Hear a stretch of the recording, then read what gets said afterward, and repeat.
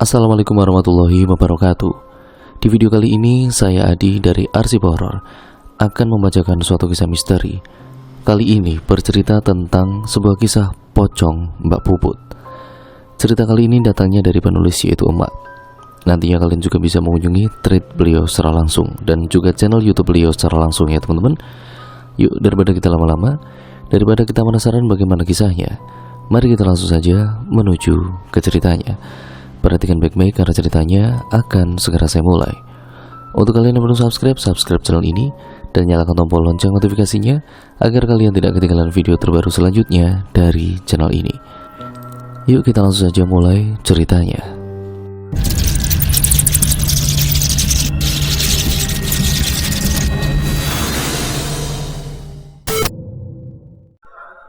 Kejadian ini dialami oleh teman sekolahku yang wilayah rumahnya tidak jauh dari rumahku. Jadi kita satu kampung, hanya beda RW dan RT. Waktu itu kita sedang liburan panjang sekolah karena kenaikan kelas dan saat itu kita akan naik kelas 9 yaitu 3 SMP. Pada saat itu juga terjadi suatu peristiwa yang cukup tragis. Kejadian ini lebih tepatnya terjadi di daerah dekat rumah temanku. Kenapa aku flashback cerita ini? Karena beberapa waktu lalu aku sempat main ke rumah temanku karena dia habis melahirkan dan tanpa sengaja kita membahas hal itu. Sebut saja nama temanku adalah Winda. Nama sudah disamarkan ya teman-teman. Singkat ceritanya kita kembali ke peristiwa tahun 2009 silam. Waktu itu kita digegerkan dengan penemuan mayat di area lapangan dekat dengan rumah Winda. Jasadnya hampir tidak bisa dikenali karena saking hancur mukanya, seperti habis dibenturkan ke batu beton. Bahkan sama sekali tidak ditemukan identitas apapun di dekat jasad tersebut. Dan selain mukanya yang hancur, rambutnya juga seperti dipotong paksa karena terlihat dari bentuknya. Jasad ini seorang wanita ditemukan dalam keadaan telanjang dan hanya ditutup daun pisang di area kemaluannya. Saat itu karena kita masih kecil, kita pun disuruh menjauh di area penemuan jasad tersebut. Sedangkan kita melihat warga yang lain pada ramai-ramai memadati area penemuan jasad ini. Di waktu yang bersamaan, juga ada berita hilangnya seorang gadis kelas 2 SMA. Gadis ini adalah tetangganya Winda. Sehingga banyak spekulasi bahwa jasad tersebut bisa jadi gadis yang hilang itu. Tapi warga tidak mau mengambil kesimpulan terlalu cepat sebelum mendapat kepastian dari pihak polisi dan tim forensik. Sempat terlihat keluarga gadis yang hilang juga ada di lokasi tersebut dengan mimik muka yang sangat sedih. Aku bisa membayangkannya. Ya bagaimana terpukulnya orang tua gadis yang hilang itu jika jasad yang tergeletak di tengah-tengah lapangan itu adalah putrinya. Bahkan kata Winda gadis itu adalah anak tunggal. Tapi sepertinya keluarga itu masih berpikir positif bahwa itu bukan putri mereka. Ya semoga. Kita panggil saja nama gadis yang hilang itu dengan nama Puput. Ingat, nama sudah disamarkan ya teman-teman. Kita kembali ke ceritanya. Lokasi di lapangan ini sudah tidak kondusif lagi, bahkan banyak orang yang datang dari kampung lain hanya untuk melihat jasad itu. Beberapa lama kemudian datanglah polisi dan ambulan ke tempat tersebut. Setelah polisi memasang garis polisi, mereka membawa jenazah tersebut ke rumah sakit untuk diotopsi lebih lanjut. Sedangkan polisi meminta beberapa keterangan saksi dari saksi-saksi yang menemukan jasad itu pertama kali. Sampai-sampai kita juga ikut ditanyai oleh bapak polisi. Setelah dirasa keterangannya sudah cukup, para kerumunan polisi itu pun pergi meninggalkan lokasi yang masih dipasang garis polisi. Dan bahkan masih tercium bau yang sangat-sangat anyir sekali meski sudah disemprot-semprot dengan petugas rumah sakit yang ikut hadir mengamankan jasad tersebut. Fast story ataupun singkat ceritanya, saat itu kurang lebih pukul 6 sore. Aku berniat pamit ke orang tua Winda untuk pulang karena sudah malam dan pacarku juga sudah jemput. Nah, tapi tiba-tiba saja dari arah luar terdengar ada suara-suara orang yang menangis histeris sampai pacarku teriak-teriak panggil namaku. Akhirnya aku, Winda, dan mamanya Winda keluar ke depan. Kebetulan Di rumah hanya ada Winda dan mamanya, sedangkan kakaknya Dinas dan papanya Winda sudah meninggal dunia. "Ada apa, Wisnu?" tanya mama, yaitu mamanya Winda, kepada Wisnu. "Entah, tapi aku dengar polisi itu bilang kalau jasad yang ditemukan tadi adalah anak bapak yang itu." Menuju ke arah bapak yang anaknya hilang, dan tidak lain adalah tetangga Winda yang rumahnya pas di sebelah lapangan itu. Kata Wisnu yang membuat kita bertiga kaget sekaget-kagetnya. Bagaimana bisa anak sebaik Mbak Puput bisa dibunuh dengan sekeji itu? Kayak di luar logika saja ada orang yang sejahat itu ke Mbak Puput. Karena mengingat semasa hidup almarhum Mbak Puput ini terbilang anak yang sopan, baik dan juga ramah banget. Aku yang baru main ke daerah rumah Winda itu pun udah tiba-tiba akrab saja. Memang sesupel itu orangnya, jadi saat ada kejadian kayak gini kita kaget banget. Mama Winda pun keluar rumah lalu menghampiri keluarga Mbak Puput untuk sekedar menenangkan sambil bertanya kepada Pak Polisi itu, kenapa bisa membuat spekulasi bahwa itu benar-benar Mbak Puput.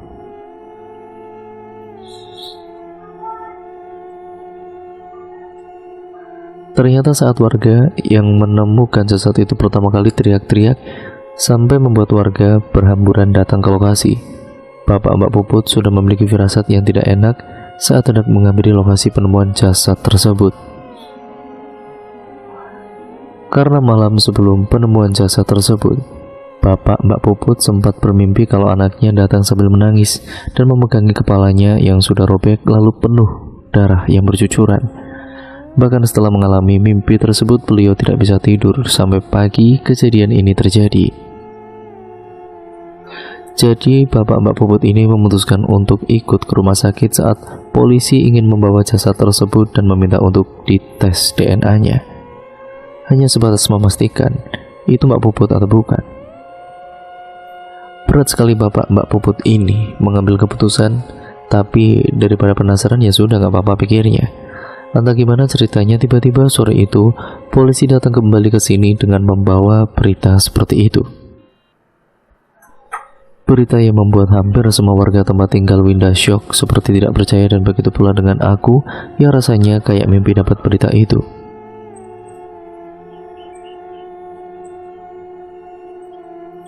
Harapan keluarga Mbak Puput yang berharap Mbak Puput pulang dengan kondisi baik-baik saja itu pun sirna seketika. Terlihat wajah sedih orang tua Mbak Puput. Ibunya pun sampai pingsan berkali-kali saking syoknya dan rasa kehilangan yang sangat dalam. Wajar karena anak semata wayangnya. Oh iya, aku akan menceritakan sedikit kronologi hilangnya Mbak Puput. Jadi tepatnya 3 bulan sebelum jasadnya ditemukan di lapangan, Mbak Puput sempat dikabarkan hilang. Awal ceritanya dia pamit untuk mengerjakan tugas sekolah, tapi sampai malam tidak kunjung pulang. Orang tua Mbak Puput tidak berpikir aneh-aneh karena mereka pikir Mbak Puput tidur di rumah temannya. Mungkin sudah larut malam, jadi Mbak Puput memutuskan untuk pulang besok paginya saja. Ngomong-ngomong, kejadian Mbak Puput yang izin menginap di rumah temannya itu juga sama dengan ditemukannya jasad, yaitu hari Sabtu. Tapi sampai Minggu pagi Mbak Puput tidak kunjung pulang ke rumah. Saat itu ibu Mbak Puput sangat khawatir, lalu bapaknya memutuskan untuk menjemput ke rumah temannya itu. Betapa kagetnya bapak Mbak Puput setelah mendapat kejelasan dari temannya itu bahwa Mbak Puput sudah pulang sejak Sabtu sore. Temannya sempat menawarkan untuk mengantar pulang, tapi ditolak oleh Mbak Puput. Jadi Mbak Puput lebih memilih naik angkot. Itu belum ada ojol, HP ataupun ya seperti itulah aplikasi ojek online lainnya. Karena HP masih Nokia yang beken pada saat itu, jadi belum ada WA kayak sekarang. Bapak Mbak Puput coba telepon ke HP-nya tapi tidak aktif. Semakin was-was pikiran bapaknya Mbak Puput ini. Karena apa yang terjadi saat itu bukan sifat Mbak Puput yang sebenarnya, atau bukan Mbak Puput banget lah. Meskipun Mbak Puput orang yang ramah, tapi dia tipe orang yang introvert, jadi tidak mungkin kalau tidak sampai pulang ke rumah. Bahkan orang tua Mbak Puput juga bilang kalau anaknya itu tidak pernah mau pacaran sampai dia bisa cari uang sendiri. Benar-benar aneh. Setelah dicari ke sana kemari, kesana sini juga, tapi hasilnya tetap nihil. Orang tua Mbak Puput pun pasrah. Beliau hanya menyebarkan selebaran tentang hilangnya Mbak Puput, sampai mereka dibuat terkejut dengan penemuan jasad Mbak Puput di lapangan saat itu. Aku pun terbawa suasana dan ikut menangis dengan yang lainnya. Kembali ke cerita awal, setelah orang tua Mbak Puput diberitahu hal tersebut oleh polisi, mereka pergi ke rumah sakit dengan mobil polisi demi memastikan bahwa benar-benar itu jenazah Mbak Puput. Mungkin bisa dipastikan melalui ciri-ciri khusus yang hanya diketahui oleh orang tuanya saja. Sampai-sampai aku juga tidak jadi pulang. Aku sampai pinjam HP Winda untuk telepon bapakku bahwa aku tidur di rumah Winda malam itu. Karena aku saat SMP selain sekolah tidak dibolehkan bawa HP, ya biasa. Aku menghubungi Wisnu juga pakai Winda. Niatnya minta antar pulang, malah kita nongkrong di sana. Kita menunggu sudah cukup lama. Aku lihat saat itu di jam sudah pukul 19.30. Tidak lama HP Mama Winda berdering. Ternyata itu telepon dari ibu Mbak Puput bahwa memastikan itu benar-benar adalah anaknya. Karena jenazah itu atau jasad itu persis dengan Mbak Puput yang punya tai lalat di ketiak kanan dan telinga kanannya. Selain itu ada satu anting yang nyangkut di rambut jasad tersebut dan dimasukkan ke dalam plastik sama pihak forensik. Saat dipastikan sama orang tuanya, mereka sangat yakin bahwa itu anting Mbak Puput karena ada ukiran kecil nama Mbak Puput di bagian pengait antingnya yang dipesan khusus untuknya. Ya, kita sekampung syok, yang benar-benar syok lah. Dengan nada terisak-isak, ibu Mbak Puput meminta tolong kepada warga untuk menyiapkan kuburan karena Mbak Puput akan dimakamkan malam itu juga. Mengingat jenazahnya sudah hampir hancur bagian wajahnya, jadi tidak mungkin harus menunggu besok pagi. Kasihan anaknya. Warga pun saling berbondong-bondong menyiapkan segala keperluan yang dibutuhkan. Jenazahnya sudah dimandikan dan disolatkan di rumah sakit. Jadi sampai di rumah tinggal dimakamkan saja. Dirasa semua sudah tersedia, warga hanya tinggal menunggu jenazah Mbak Puput di depan kuburan setempat. Selang setengah jam kita semua menunggu. Terdengar suara ambulan dari jauh yang tidak lama semakin mendekat sampai di depan pintu kuburan ini. Terlihat dari belakang pintu ambulan dibuka. Lalu warga membantu menurunkan keranda untuk menuju ke liang kubur yang sudah disiapkan untuk Mbak Puput. Karena Mbak Puput ini masih perawan, belum pernah menikah, jadi ritual pemakamannya itu ya agak sedikit berbeda. Orang Jawa pasti paham. Terlihat di dalam liang lahat ada bapak Mbak Puput dan dua sanak keluarganya yang bagian memasukkan ke dalam liang lahat. Jenazah pun diturunkan ke dalam liang lahat. Ketika jenazah sudah di dalam liang lahat, dua orang naik ke atas dan hanya tinggal bapak Mbak Puput yang di bawah untuk mengazankan jenazah Mbak Puput terakhir kalinya.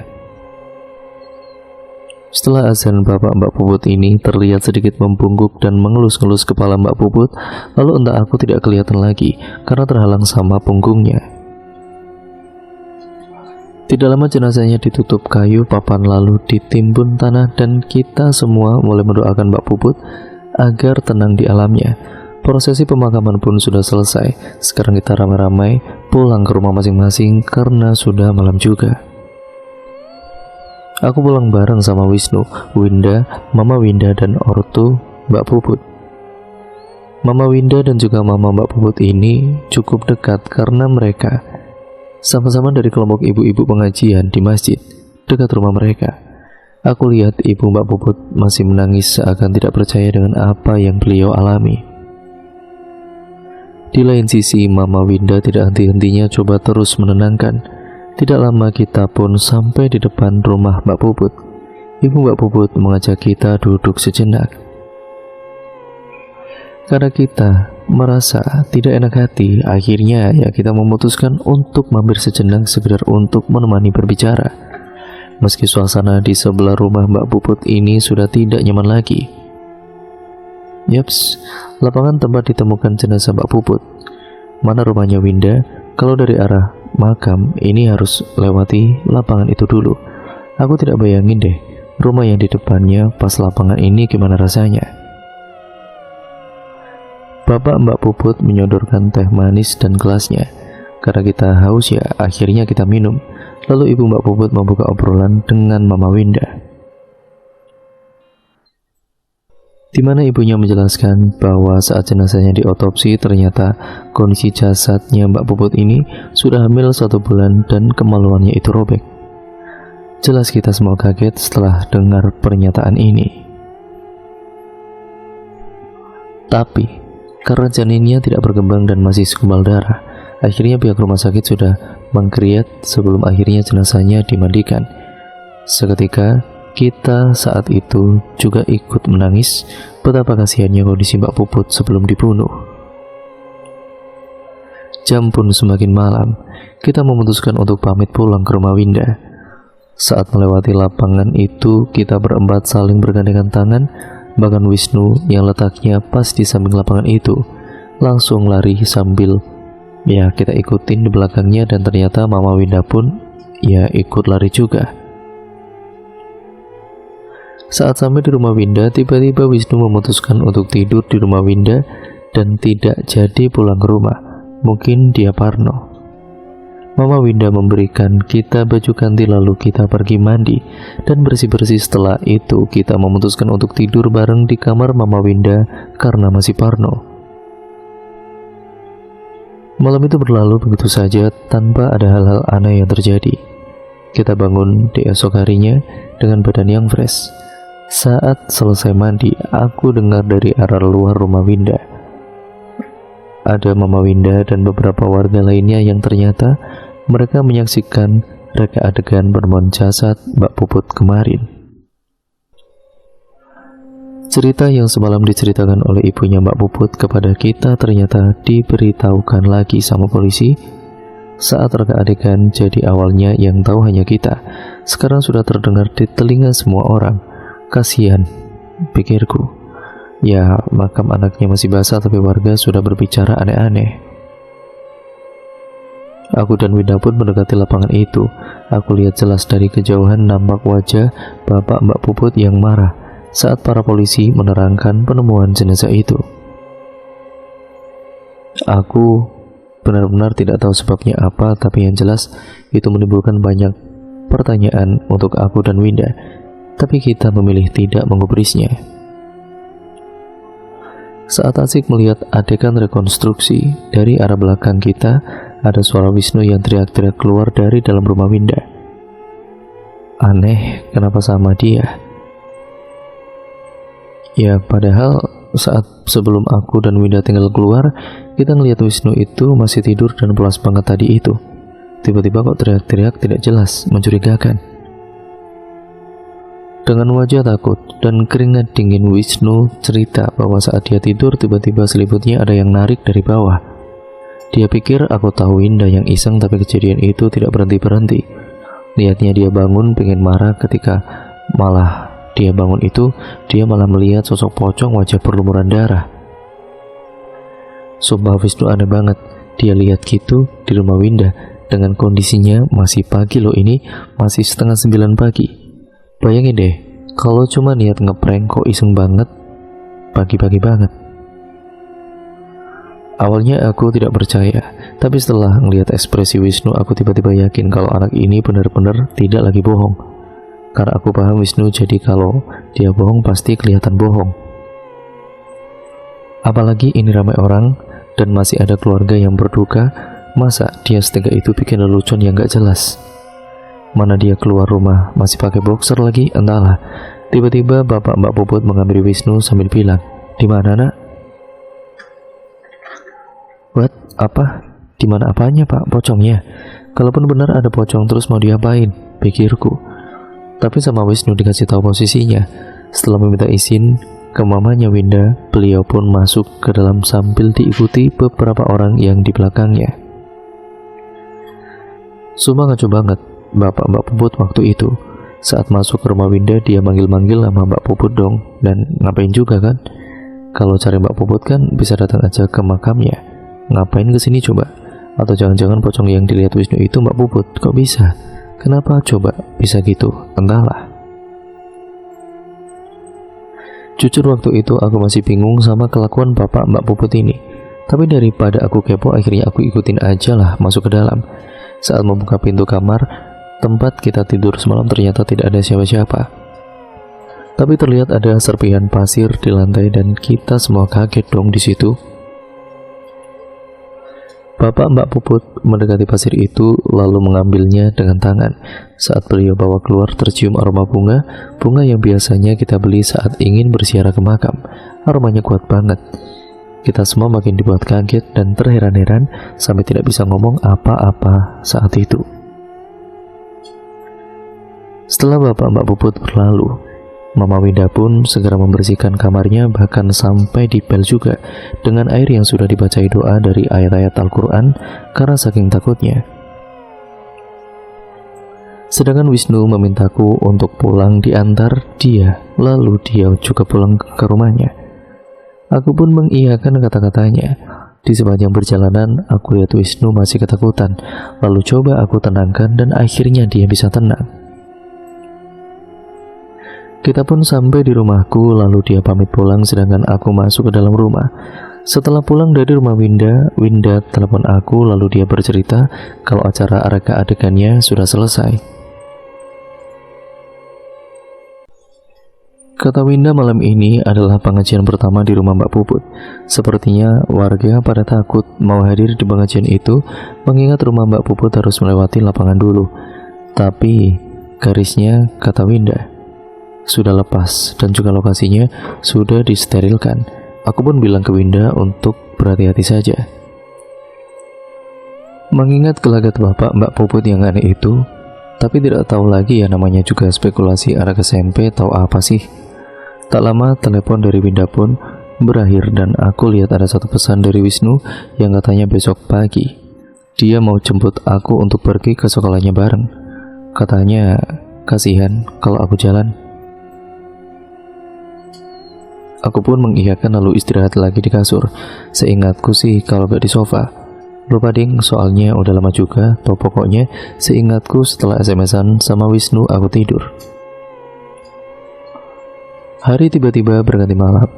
Saat itu aku benar-benar ingat jam 7 malam lebih dikit. Winda telepon aku sambil nangis-nangis. Jadi posisi dia itu sendiri di rumah karena mamanya ikut pengajian. Katanya dia di telepon itu. Dia bilang saat dia lagi asik-asik nonton televisi, tiba-tiba ada bau bunga kamboja yang super-super kenceng banget. Terus lampunya tiba-tiba mati dan dia tidak tahu harus ngapain karena ternyata HP-nya mamanya ditinggal di rumah. Di lain sisi aku pingin ketawa, tapi di lain sisi aku kasihan sama Winda. Ya aku tahu karena Winda ini tipe orang yang benar-benar super penakut banget. Terus aku bilang aja sama dia, kamu keluar dari rumah samperin mamamu lari, tidak usah lihat kanan kiri sambil baca doa. Terus dia ngikutin saranku. Kata dia ada yang aneh. Saat dia buka pintu rumah, ternyata hanya rumahnya saja yang lampunya mati. Rumah tetangga menyala semua, padahal di daerah Winda ini tipe yang kalau satu rumah lampunya mati, pasti semua juga mati lampunya. Aku jelas banget dengar dia kayak buka pagarnya sambil tergesa dan setengah hampir menangis. Aku juga dengar dia panggil-panggil mamanya, tapi percuma kan mamanya juga jauh posisinya, ya mana denger juga.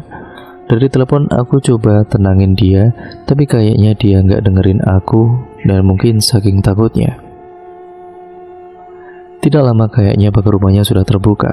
Terus kedengaran banget dia lari dan jadi di telepon itu kayak ada suara angin. Tiba-tiba Winda bilang ampun ampun dan suara angin yang awalnya kayak kenceng tiba-tiba jadi normal kayak suara angin pada umumnya. Terus di lain sisi kayak ada orang yang ketawa dan itu suaranya aneh, ketawanya kayak ketawanya Miski ataupun kuntilanak, itu jelas banget. Winda berkali-kali aku dengar cuma bilang ampun-ampun doang. Aku khawatir sebenarnya sama dia, tapi aku mau ke rumahnya juga. Aku tidak bisa naik motor, jadi aku cuma bisa teriakin dia lewat HP. Sampai aku ditanyai mamaku kenapa kok teriak-teriak. Setelah aku cerita ke mamaku, malah mamaku juga ikut khawatir sama kondisi Winda karena kita tidak tahu apa yang sebenarnya telah terjadi. Sampai tiba-tiba di dalam telepon kedengaran Winda teriak nama mamanya sambil nangis, dan itu kenceng banget. Sampai aku dan juga mamaku dan juga nenek yang dengar suara Winda dari telepon itu kaget banget. Cuma rasanya aku pengen banget ke rumah Winda saat itu juga. Aku ajak Wisnu tapi Wisnu udah kapok tidak mau lagi. Gak taunya enak-enak aku SMS-an sama Wisnu, teleponnya Winda dimatiin. Mau telepon balik tidak ada pulsa. Jadi saat itu juga aku langsung SMS-an sama Winda, tapi tidak ada balasan apa-apa dari Winda. Seingatku dulu kita daftar paketan SMS terdapat SMS gratis banyak gitu. Mau jalan aja ke rumah Winda, tapi pasti capek banget karena meskipun lokasinya satu wilayah dan hanya beda RW, tapi jaraknya juga masih lumayan jauh. Mana besok pagi aku harus ke sekolah untuk daftar ulang dan udah janji juga sama Wisnu. Sumpah aku bingung banget malam itu. Tanpa berpikir panjang, aku coba SMS mamanya Winda aja. Tak perlu nunggu lama, Mama Winda akhirnya telepon aku dan beliau bilang bahwa Winda sudah bersamanya, tapi kondisi Winda masih super ketakutan. Setidaknya, aku bersyukur Winda selamat, tidak kenapa-napa, dan aku sedikit lega. Setelah mematikan HP, langsung aku cas HP-ku dan aku tidur. Alhamdulillah tidak terjadi apa-apa. Pagi pun datang, aku mandi lalu bersiap-siap karena Wisnu sudah SMS kalau dia mau datang. Tidak lama setelah aku pakai sepatu, seingatku Wisnu udah di depan pintu pamitan sama mama dan kita OTW ke sekolah. Aku inget banget kebiasaanku waktu SMP kalau udah datang ke sekolah, sambil menunggu Wisnu parkir motor aku jajan pentol di depan gerbang. Ngomong-ngomong, aku itu sekolah di SMP swasta yang di depannya stadion, dan ayo pasti kalian bertanya-tanya ya, aku sekolah di mana? Tukang pedal ini selalu jualan meski sekolah tutup. Ya karena kan pasti ada juga orang yang masih berolahraga di stadion. Ya mungkin kan butuh nyemil, pikirnya si abang waktu aku tanya. Toh meskipun aktivitas belajar mengajar tidak ada kan, masih ada proses pendaftaran siswa baru, jadi ya masih rame. Enak-enak ngobrol sama abang pendol, si Winda dari belakang ngagetin aku. Ternyata dia juga mau daftar ulang hari itu, dan aku lihat dari jauh Wisnu mulai nyamperin aku. Kita pun memutuskan masuk ke dalam sekolah dan duduk di pendopo atau aula atau panggung mini di sekolahanku. Lagi asik nyokot pendol, Winda cerita kalau semalam dia disamperin sama almarhumah Mbak Puput yang udah jadi pocong, perutnya buncit, dan dari jidatnya ngerembes darah deras banget. Langsung dong aku sama Wisnu kepo sama lanjutan cerita dia. Tiba-tiba Wisnu tanya, mukanya hancur gak Win? Winda cuma geleng-geleng dan Winda juga nambahin kalau pocong itu wajahnya ya wajah Mbak Puput. Senyum lalu ketawa, nakutin super kenceng, dan bahkan Winda sampai pagi itu tidak bisa lupain wajahnya. Bahkan saking takutnya, kata Winda, dia mandi, pintunya itu tidak ditutup dan mamanya nungguin di depan pas. Terus Winda bilang juga ada yang aneh karena setelah ketawa Mbak Puput ini bilang, "Uculno tali pocongku," yang mana artinya lepasin tali pocongku. Namanya Winda, ya teriaklah dia. Orang dia itu anak super penakut kok. Aku tidak kaget sih kalau kronologinya. Dia semalam sampai teriak histeris kan yang diliatin Winda. Kalau aku mungkin nggak pakai teriak, langsung pingsan. Terus kemudian aku iseng tanya, kok aku nggak krungu loh pas Mbak Puput ngomong ngono? Kok aku nggak denger ya pas Mbak Puput itu bilang gitu? Ya paling kepetik driji kundut, pieneh aku keweden. Mungkin waktu ketikan jariku itu dut, ya gimana lagi aku kan takut, jawab Winda saat itu. Terus Winda juga nambahin, baru kali ini ya iku aku ketemu pocong, ro awakku iku ya rasane nggak duwe tenaga blas. Baru kali ini aku ketemu pocong dan badanku itu rasanya nggak punya tenaga. Ya nggak apa-apa, anggap baik pengalaman unik. Gak apa-apa, anggap aja pengalaman unik itu, celutuku sambil mencairkan suasana. Terus yo, opo Win kelanjutannya? Terus gimana Win kelanjutannya? Tanya Wisnu penuh heran. Oh wis tono, ojo aneh-aneh. Udahlah jangan aneh-aneh. Maksudnya jangan dibahas terus. Timbalku karena jujur aku takut banget ya, begitulah. Tapi si Winda ngelanjutin ceritanya yang super epic banget itu. Jadi pas waktu Winda teriak itu posisinya hampir dekat dengan lapangan. Tapi di tengah-tengah lapangan itu udah dihadang sama pocong Mbak Puput yang terlihat jauh, tapi semakin lama semakin dekat ke arah Winda. Setelah bilang minta dilepas tali pocongnya, Winda teriak dan tiba-tiba hilang gitu aja. Pas teriakan itu kan, Winda langsung disamberin mamanya dan orang-orang kampung. Mereka bingung lihat kondisi Winda yang lemes ngedeprok di tanah. Setelah ditanya kenapa, akhirnya Winda cerita tapi orang-orang tidak percaya.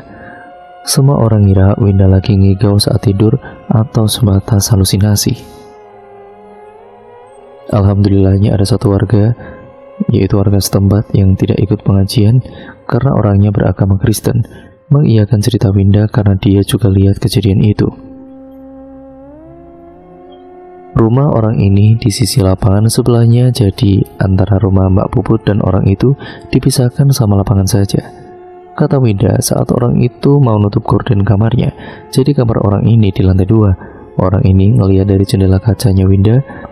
Orang ini ngelihat dari jendela kacanya Winda lagi berdiri mematung tidak jelas di jalan. Karena orang ini ngelihat jalanan sepi, dia tidak berani keluar rumah, jadi hanya sebatas mengamati dari kaca jendelanya doang. Karena orang ini merasa janggal sama perilaku Winda, dia mencoba melihat dari arah berlawanan. Ternyata dia lihat pocong yang jalannya tidak lompat tapi terbang ke arah Winda. Karena orang ini khawatir sama Winda, jadi dia ambil salib lalu mendoakan Winda dari jauh sambil berharap ada orang yang datang.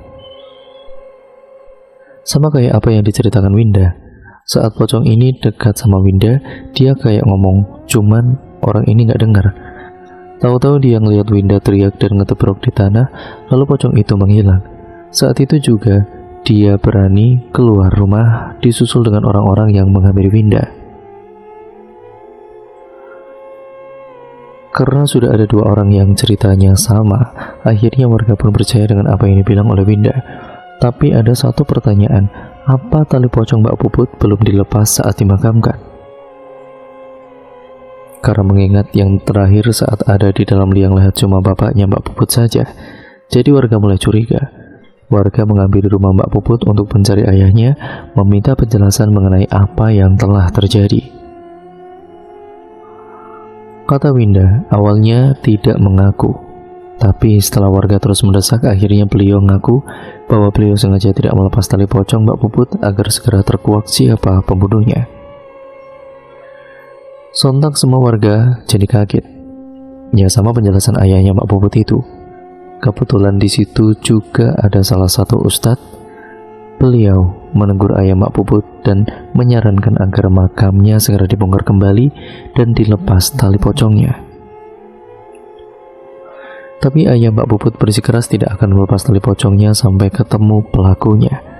Lagi-lagi Pak Ustadz berusaha menasihati pelan-pelan, dan setelah melewati perdebatan, ayah Mbak Puput bersedia dengan usulan saran dari Pak Ustadz, tapi dilakukan keesokan harinya saja. Akhirnya semua warga pulang ke rumah masing-masing termasuk Winda dan mamanya. Ternyata teror itu masih ada, kata Winda, tapi ya ceritanya ini di subuh hari. Jadi musola di daerah rumah Winda itu letaknya setelah rumah Mbak Puput. Pas subuh-subuh itu tetangga yang rumahnya depan rumah Winda itu pun mau sholat berjamaah. Ceritanya Winda, ya ini kan si ibu-ibu ini berangkat rame-rame. Ibu-ibu yang jumlahnya 5 orang. Orang ini rumahnya deretan rumah dengan Winda. Jadi tepatnya dari arah masuk yang sisi pos satpam, ya bukan yang dari arah kuburan. Otomatis kalau mau ke musola harus melewati lapangan dan rumah Mbak Puput. Pas rame-rame jalan, mereka berniat menghampiri satu ibu-ibu lagi yang rumahnya pas depan lapangan itu. Sebenarnya mereka takut, tapi ya mau gimana lagi kan, udah janjian juga. Lah, saat si ibu-ibu ini sampai di rumah ibu yang mau dihampiri itu, bulu kuduk mereka semua berdiri dan menurut cerita hawanya jadi dingin banget. Mereka buru-buru pencetin tombol lonceng rumah si ibu ini, tapi tidak ada sautan. Tiba-tiba dari arah berlawanan mereka dengar bunyi duk duk duk, seakan-akan ada sesuatu yang dibentur-benturkan ke benda kayu. Mereka mencoba cari sumber suara, ternyata dari arah rumah Mbak Puput. Rumah Mbak Puput ini terlihat dari rumah si ibu yang dihampiri tidak keluar-keluar itu. Dari jauh, si ibu-ibu yang rame ini mau pergi ke musola itu pun tiba-tiba lari terpirit-pirit balik ke rumah masing-masing. Ya gara-gara mereka ngelihat pocong yang lagi duduk di bawah sambil ngebenturin kepalanya ke pintu. Ya takutlah mereka. Mereka akhirnya tidak jadi sholat di musola. Paginya pas belanja mereka ya pada ngegosip hal yang terjadi tadi subuh ke ibu-ibu yang lain sampai terdengar ke mamanya Winda dan diceritakanlah kepada Winda. Ingat, ibu yang dijemput gak keluar-keluar. Ternyata ibu itu udah dengar saat nunggu di depan teras. Karena ibu-ibu yang lain lama datangnya, si ibu ini iseng lihat dari balik pagarnya. Tiba-tiba dari arah rumah Mbak Puput udah ada pocong yang posisinya persis diceritain ibu-ibu tadi itu. Makanya ibu ini tidak berani keluar, yaitu keluar rumah, dan memilih tidak jadi sholat berjamaah. Setelah cerita itu sampai ke telinga Pak RT, akhirnya Pak RT meminta agar segera dilaksanakan agar tidak meresahkan warga. Jadi, berbarengan dengan Winda diantar mamanya ke sekolah, warga sedang membongkar makamnya Mbak Puput untuk melepas tali pocongnya, dan yang melepas ya ayahnya sendiri. Setelah Winda cerita, dia dapat SMS dari mamanya, katanya alhamdulillah proses berjalan lancar, dan katanya juga pelaku yang memperkosa dan membunuh Mbak Puput juga sudah ketangkap tadi subuh. Kita senang akhirnya kasusnya menemui titik terang dan insya Allah Mbak Puput sudah tenang di alam sana. Pelakunya ada 6 orang yang memperkosa, 5 orang, dan yang membunuh itu pun hanya 4 orang saja. Karena saat membunuh 1 orang dari 5 orang yang memperkosa itu tidak mau ikutan, sedangkan yang 1 orang lagi hanya dijadikan joki untuk membuang jenazahnya saja. Motifnya hanya karena mereka nafsu melihat kecantikan Mbak Puput. Sebelum dibunuh, Mbak Puput juga sempat disiksa berbulan-bulan dan diperkosa berkali-kali sama 5 orang kecil tidak punya otak itu. Ya tapi syukurlah mereka berenam sudah mendapat ganjarannya. Orang tua Mbak Puput sekarang sudah sepuh. Dulu sempat mengangkat anak saudaranya yang seusia dengan Mbak Puput setelah 100 harinya.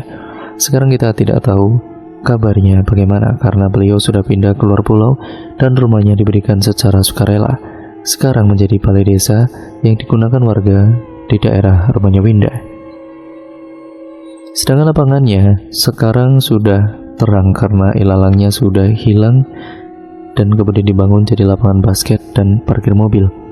Sejak kejadian itu, warga sudah terlihat tenang karena sudah tidak ada teror lagi. Saat hari-hari tertentu, keluarga Mbak Puput datang untuk berziarah dan mendoakan agar di lapangan kuburnya. Dari cerita ini, aku ingin mengajak kalian untuk lebih waspada karena tingkat pelecehan seksual semakin sangat tinggi. Semoga kita semua selalu dalam lindungan Allah SWT dan terhindar dari segala macam bahaya seperti ini. Jangan lengah dan selalu was-was. Jangan lengah dan selalu awas diri, khususnya perempuan. Dan cerita pun akhirnya selesai sampai di sini ya teman-teman. Terima kasih untuk kalian semua yang sudah menyimak video kali ini dan cerita kali ini. Bagaimana menurut kalian ceritanya? Kalian bisa komen di bawah. Dan jadikan semua itu pembelajaran untuk kita semua agar kita menjadi manusia yang jauh lebih baik lagi ya teman-teman. Jangan lupa untuk kalian like, komen, dan share sebanyak-banyaknya. Dan jangan lupa pula untuk subscribe channel ini dan nyalakan tombol lonceng notifikasinya. Sekian dan terima kasih. Wassalamualaikum warahmatullahi wabarakatuh.